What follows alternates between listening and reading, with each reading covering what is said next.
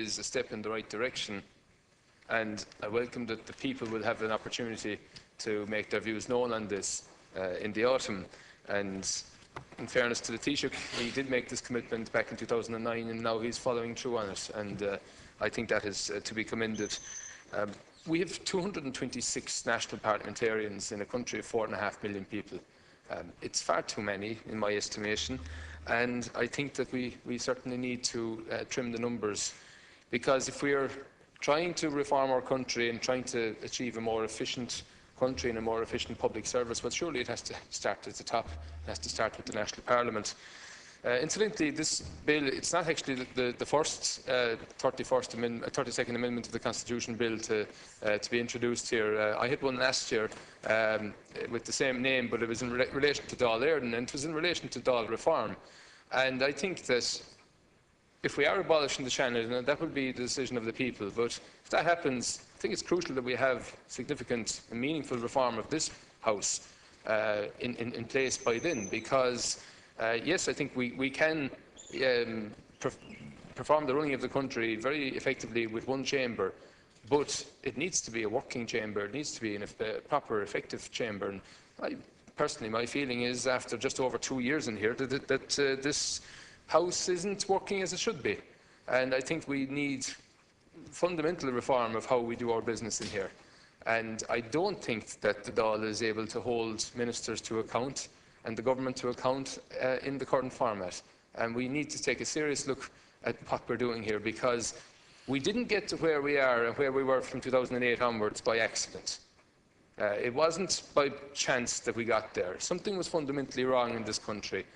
And it has to, ultimately, the buck has to stop with the National Parliament.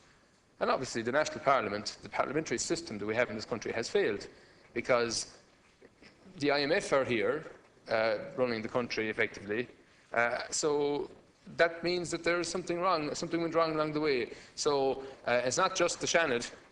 There's an awful lot of answers to be answered in terms of this House. So I think my particular bill actually proposed a referendum that would propose 101 members here elected from single-seat constituencies, maintaining the transferable vote system, which in response to some of the issues raised by Deputy MacDonald earlier, actually minorities are represented in this country by the very voting system that we have. But that's the system that I've proposed, and I think it would work well. It would allow parliamentarians to get on with the work of Parliament and not to be worried so much about what the person in their own party or what the person in their constituency is doing, or what leaflets they're dropping, or what roads they're tarring, or getting potholes filled, while they should be actually scrutinising legislation and contributing to legislation. But in terms of looking at what we can do immediately in this House, we certainly need to reform topical issues.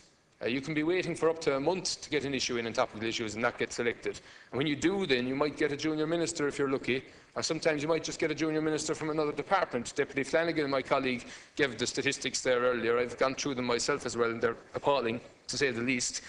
We need to reform leaders' questions. As a backbench TD, I can't raise any matter of urgent importance here on leaders' questions. If I want to raise it with the leader of our country, don't have an opportunity. With other parliaments, that opportunity exists. The order of business remit here is farcical. We can ask about promised legislation. The remit is far too narrow. We need to reform that and give members from all sides an opportunity, a real opportunity, to bring up relevant matters. We need to, 1 minute up. Thank you. We need to have real, meaningful debate here, and I think we need to seriously look at the whip question. It's become an issue recently in relation to the protection of life bill that will be coming before the House. But I think in the overall scheme of things, I think the whip system restricts Parliament and the working of Parliament. And fair enough, you need to have a whip in terms of overall budgetary issues. But you know, on the micro issues of the day, surely a way of getting good law passed in this country is by giving each individual member an opportunity to have their contribution and make up their own mind. And that will bring out the best in governments and ministers bringing forward legislation. So I think, look, while I welcome this, to conclude, I very much welcome the fact that we are moving towards the abolition of the Seanad. But it's only a step in what must be a huge reform process. And it alone, certainly, let's be under no illusion, the abolition of the Seanad alone won't improve things in this country. We need to see, hand in hand, meaningful, real, fundamental reform of this House. And unless that happens, I think really we're not going to achieve the type of change that we really want.